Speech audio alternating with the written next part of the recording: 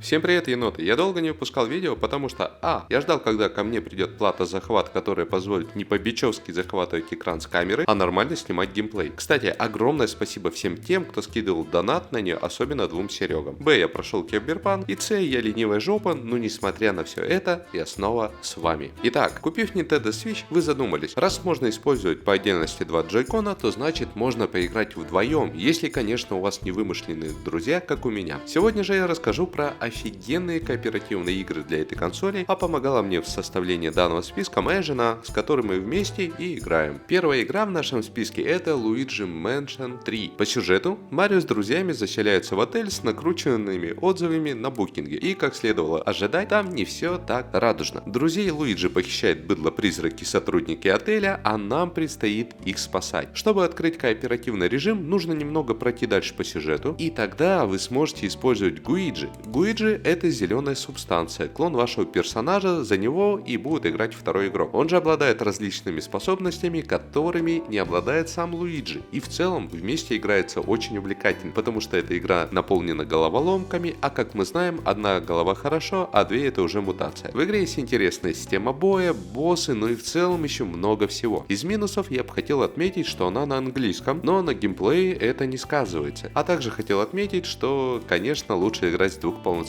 геймпадов. Во всем остальном игра занимает первое место в нашем субъективном рейтинге. Вторая игра в списке это Super Mario Odyssey. Второй игрок играет за батину шапку, который хочет, как и Марио, найти свою возлюбленную в огромном мире Mario Odyssey. Второму игроку немного проще, потому что по сути он неуязвим, но при этом вас обоих объединяет общая цель. Нужно собирать все волшебные луны, чтобы подпитывать ваш корабль и лететь дальше. И зачастую определенные головоломки вам придется решать также вместе, так как с помощью шапки вы можете и убивать врагов, подпрыгивать выше, чем обычно, или же вселяться в других врагов, поэтому скучно вам точно не будет. Следующая игра в списке, к моему удивлению, это Mario Party. Почему к удивлению? Да потому что я достаточно скептично относился ко всем играм около основной серии Mario и считал, что по сути они созданы, чтобы стричь деньги с пользователей. Но игра достаточно интересная, не только для двух человек, но и для компании из 4 человек. Основное, что в игре привлекает, это большой режим в стиле настольных игр. Вам предоставляет игровое поле, в рамках которого необходимо добраться до цели. При этом задействовано очень много механик. Например, у каждого персонажа есть свой кубик, можно по ходу продвижения по карте подбирать различные бонусы. Также после ходов вас встретят различные мини-игры, которых в игре уже более 80. За 10 часов игры очень редко попадалась та, в которую мы не играли. Также можно выбирать длительность игровой сессии на 10 или 20 ходов. Минимальное время одной партии может составлять около часа. Так как я являюсь любителем настольных игр, то данную игру определенно советую тем, у кого как минимум есть 3 друга, с которыми вы сможете сыграть. Хотя игра достаточно легкая для освоения, поэтому можете задействовать и всех ваших родственников. А на следующую игру мы наткнулись случайно. Это игра Unravel 2. В первую часть игры мы не играли и почему-то начали сразу со второй. Сюжетная часть игры проходит за 5 часов. В игре вам предстоит играть за двух персонажей, которые созданы из ниток. И в рамках одного прохождения нужно будет решать различные загадки на логику и физику. Могу сказать, что в некоторых моментах игра достаточно сложная для начинающего игрока, но при этом второй игрок может помочь и пройти сложный момент в одиночку, так как персонажи нитки, они могут впутываться в друг друга. Сюжет также преподносится достаточно интересно. Из минусов я бы хотел отметить низкое качество графики, но об этом забываешь, когда проходишь очередную загадку. Растрясем немного жирок серии игр Just Dance. В игру вы можете играть как в одиночку, так и компанией из 4 человек. Это очень активная игра, она заряжает эмоциями, поднимает настроение. Помимо этого всего, вы получаете по сути бесплатный фитнес и возможность научиться танцевать. Огромный минус — это платный сервис подписки на дополнительные песни, который хоть и дает доступ к более 400 трекам, но все же осадочек остается. Я в целом считаю, что текущая мода на подписки уже изжила себя, и если это и дальше продолжится, то скоро мы будем покупать подписку на кислород. Но не будем о грустном, в игре достаточно треков и без подписки, лишь заранее смотрите в Википедии, какие треки входят в тот или иной год выпуска игры. А следующая игра в нашем списке это Nintendo Switch Sniper's Clip. Ее достаточно легко освоить, играете вы за двух бумажных персонажей, которые могут друг друга резать и формировать различные формы. Уровни же выполнены в формате различных головоломок. Где-то нужно повторить фигуру, где-то доставить из пункта А в пункт Б какой-то либо объект, где-то лопнуть шарики и так далее. Игра неспешно проходится за 7 часов, но при этом тут вас ждет максимальное и веселое кооперативное прохождение, потому что в одиночку уровни вы точно не пройдете, так как головоломки рассчитаны на 2 человек. Разнообразим наш список вечно живым битэмап проектом а именно игрой Streets of Rage 4. Игра не так давно вышла, в ней красивая рисованная графика, простая боевая система и, как сказала моя жена, можно жмакать на все кнопки и будет зашибись. Игра легка для освоения, в ней есть интересные боссы, красивые уровни и она достаточно динамична. Полное прохождение составит 14 часов. А следующая игра, которая нам понравилась, это игра Overcooked 2 от разработчиков Team 17, которые подарили нам любимых червячков. Моя жена с ностальгией вспоминала те времена, когда можно было святой гранатой или ослом разнести половину карт. В игре есть небольшой сюжет, но он тут не особо важен, а главное тут геймплей. Вам предстоит готовить блюдо для посетителя, а для этого нужно грамотно распределять свои обязанности. Например, первый игрок должен нарезать овощи, достать рис и передать его второму игроку, тогда как второй игрок должен варить этот рис, мыть посуду и доставать овощи и передавать первому игроку. Результат зависит только от того, как вы слаженно играете и распределяете обязанности. Эдакий микросимулятор руководителя. Игра при этом достаточно напряженная, моей жене не понравилось, что нужно постоянно торопиться, ты боишься что-нибудь не успеть, а тут еще рис загорелся на плите, при этом нельзя жмакать все кнопки подряд, хотя могу сказать, что через 10 минут, когда мы с 5-го раза повторяли один и тот же уровень, мы вместе с максимальным результатом получили максимум удовольствия. А если вы найдете еще и двух друзей, то играть будет максимально весело. Разнообразим нашу подборку жанром гонки, и лидер тут Mario Kart 8 Deluxe. Как сказала моя жена, это веселенькие гоночки, легкие для освоения. К моему удивлению, она их очень быстро освоила и даже обогнала меня в процессе прохождения первого трека. Хотя, конечно, больше времени она уделила выбору персонажа и парашюта для картинга. Играть вы сможете до 4 игроков на одной консоли. Также, если у вас есть друзья со свитчом, то можно увеличить количество игроков до 8, либо подключиться в онлайн и соревноваться с 12 игроками. Хотя, конечно, я удивлюсь, что у кого-то есть друзья со свитчом и кто-то играет восьмером, но все же,